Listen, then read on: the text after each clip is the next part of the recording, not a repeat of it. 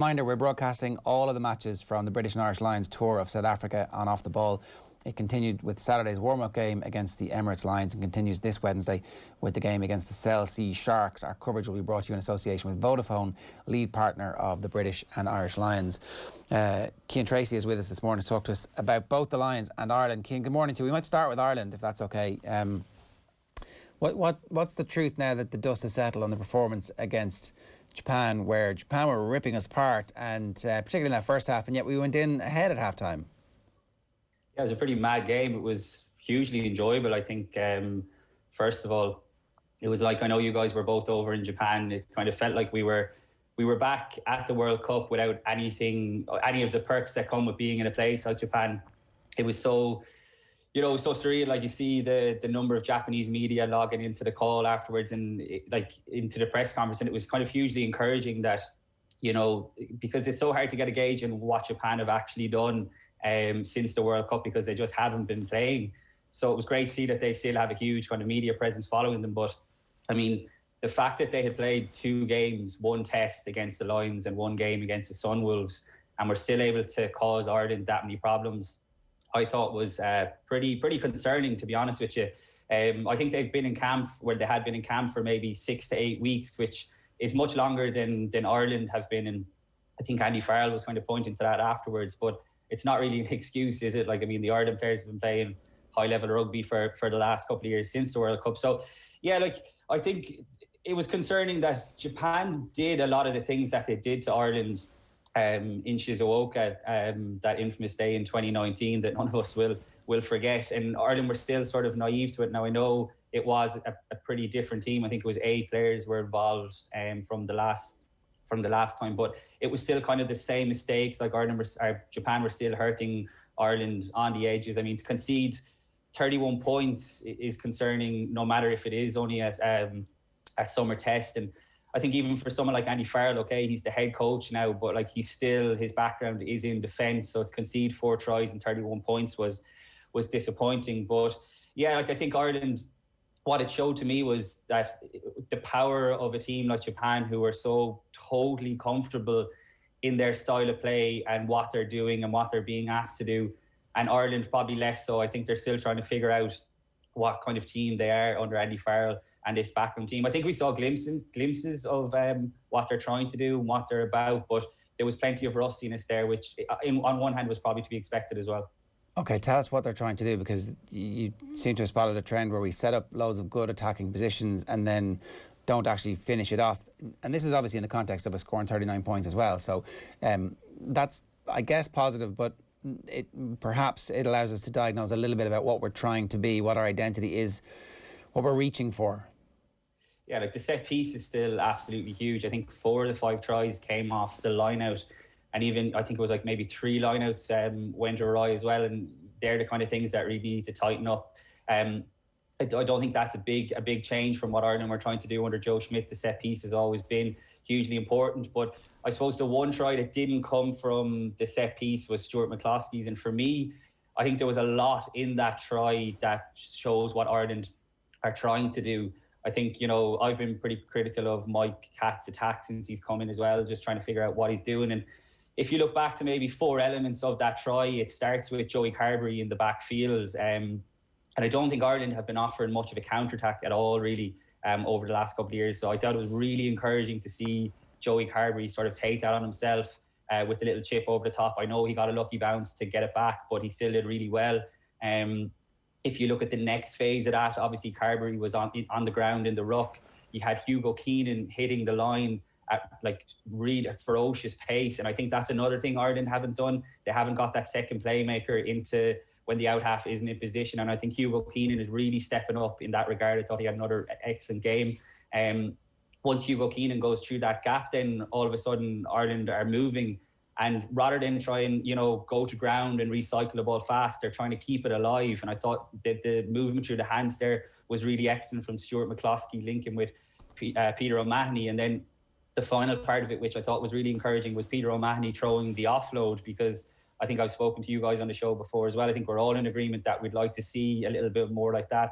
And you see what Japan do when they throw the offloads, how effective it can be. Now, they're a bit loose as well. So I think there is a fine balance. But Ireland did try and throw a couple of more offloads. Caelan Doris had one in. I know it didn't work, but there was at least a bit of intent there. So for me, that Stuart McCloskey try had a lot of elements of Ireland's game that they've been trying to add, and I thought it was really pleasing to see them put it all together and actually get a score at the end of it. Is that what they're going for? So is that the sort of plan A, Cian? You reckon? Say if it comes to, let's say if we say when it comes to next year's Six Nations, for example, is that what they want to be doing? Because I guess the counterpoint has always been that when it comes to wintertime rugby and those sort of conditions, can Ireland actually get to that level consistently throughout those 5 games? Yeah, I think it's more about trying to add strings to their bow. I really don't think like Ireland are going to become and start playing like Japan are doing. I think we'd all absolutely love, even if they took elements of what they're trying to do, because even if you take it from a purely entertainment point of view, like, I mean, even the All Blacks, like Japan are one of the most exciting teams in the world to watch right now. And I include the All Blacks in that. They're just absolutely brilliant in what they do. I don't think Ireland are ever going to become a team like that. But at the same time, if they can add little things like they did for that Stuart McCloskey try, I think they have more strings to their bow, and they become a little bit more varied in attack. I think, like I said, four of the tries came off the line out. That's always going to be a huge part of Ireland's game plan. But I suppose we need to see more of those little variations, because I think since the 29 World Cup, we haven't seen a huge shift in terms of trying to do something different. And I suppose as we saw in the whole year 2019 and leading up to the World Cup, that really didn't get Ireland far. So I still think this is, what are we? We're a couple of years into Andy Farrell's reign. I still think we're trying to figure out what they're trying to do. And I wonder, are they a little bit trying to figure out what exactly they're trying to do as well, which, like I said, it's a little bit concerning, but I think having gotten the win over Japan, we'll probably see more changes this weekend, and we'll get to see a little bit more of the depth, hopefully anyway, against USA on Saturday. Well, that leads us to the eternal question in Irish rugby. Who plays 10? What's the story with the 10? Like, obviously, does Joey Carbery play again this week because they've seen so little of him over the last couple of years, or what happens? Yeah, in my opinion, I think Joey Carbery absolutely should play 10 again this weekend. I think, it's been, obviously Ireland should be in Fiji in the Pacific Islands right now on a tour that sounds like it would have been absolutely lovely in another time. But these games, I think, are still pretty important. And I know there was a lot of people who were a bit annoyed that certain guys didn't get more game time last Saturday against Japan. But if Ireland were to have lost, I think, it would have been bordering on a disaster really for Andy Farrell in terms of pressure building. So, yeah, absolutely. I think Joey Carbery is the guy they want to come through. I think he has been. You look at how patient Munster have been with him over the last couple of years. He was rusty at the weekend. I think that's totally understandable, but he did show intent. I talked about the try, he was the one from the counter attack, and he did try a couple of kicks. Okay, they didn't come off. His kicking from the ground was superb. So yeah, I would be fully in favour of giving him more game time this weekend. I think it's definitely worth having a look at Harry Byrne as well, and hopefully give him, more than sort of 5-10 minutes off the bench, maybe give him 20 minutes. But I don't think there's any doubt that in Ireland and in Munster, that they see Joey Carbery as kind of the next man coming through. So I think it was always going to be a step up, and he has been going pretty well for Munster, and I think he has really built in towards the end of the season, and he finished strongly. But it was a big step up. But you'd imagine having gotten the game time, and let's not forget either that because of the injury to Chris Farrell early in the second half, Joey Carbery was shifted out half again, which is sort of, his versatility is always going to come in handy. But for me, you've got to see him in that number 10 jersey for more minutes, for more game time than probably we did, because there's no doubt in November that Johnny Sexton is going to be back in there. Is there no doubt? Because Sexton is 36 on Sunday. He will turn 36, which means he'll be 38 when the World Cup rolls around. And are we starting a 38-year-old in the World Cup? I think right now you probably are. Yeah, I don't think you've seen enough from the other out halves. I think, like I said, Joey Carbery is the one that you want to see building games into that.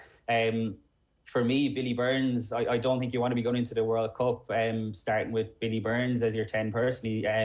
I think Ross Byrne, you know, he's out of the squad now for his younger brother. I'm as excited as anyone about Harry Byrne's potential, but we've got to be realistic as well here. I mean, he hasn't played a lot of big games for Leinster at all. He still is behind Ross and Johnny Sexton at Leinster. So that's why I think it's even more important that Joey Carbery plays this weekend. And fair enough, people can say it's only USA and whatnot, but like USA actually pushed a second string England team pretty close at Twickenham last weekend. But I think the more game time you can get for Joey, the better. But yeah, I think right now, yeah, Johnny Sexton is going to come back in. And you think about, okay, I know he missed out at the end of the season with Leinster, but you think about how well he finished the Six Nations and how good he played in that England game. I know we're talking 2 years on at the World Cup, but I suppose if you take it on face value now, then I think Johnny Sexton still is the best 10. And that's just the reality of the situation, I think.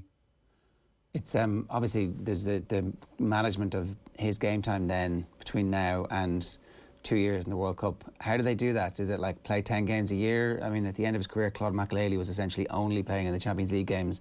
Is that what we're saying with Sexton? He'll play, you know, a half here and there in Europe and the Six Nations games, a half, 60, 50 minutes, or is he coming off the bench in those games to mind him to get to the World Cup? How does that work?